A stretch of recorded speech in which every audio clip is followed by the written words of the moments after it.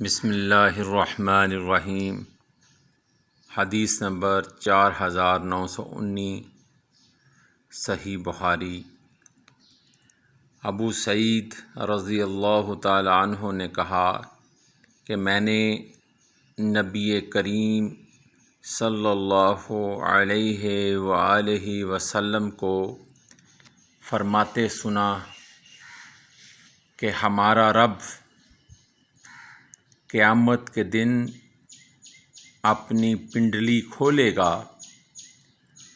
اس وقت ہر مومن مرد اور ہر مومن عورت اس کے لیے سجدہ میں گر پڑیں گے، صرف وہ باقی رہ جائیں گے جو دنیا میں دکھاوے اور ناموری کے لیے سجدہ کرتے تھے۔ جب وہ سجدہ کرنا چاہیں گے تو ان کی پیٹھ تختہ ہو جائے گی اور وہ سجدہ کے لیے نہ مڑ سکیں گے۔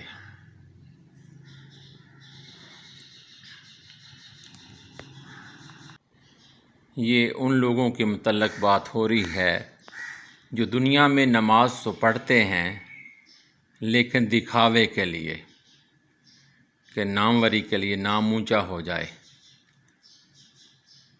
استغفر اللہ۔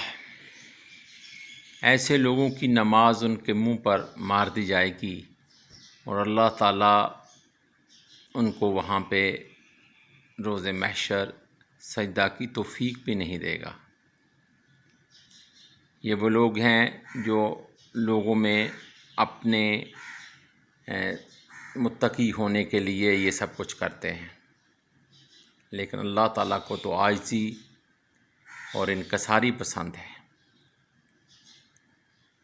دکھاوے کی نماز تو کوئی نماز نہیں ہے، بلکہ کوئی بھی عبادت، صدقہ، خیرات، جو بھی آپ دکھاوے کی خاطر قرآن پاک کی تلاوت یا کوئی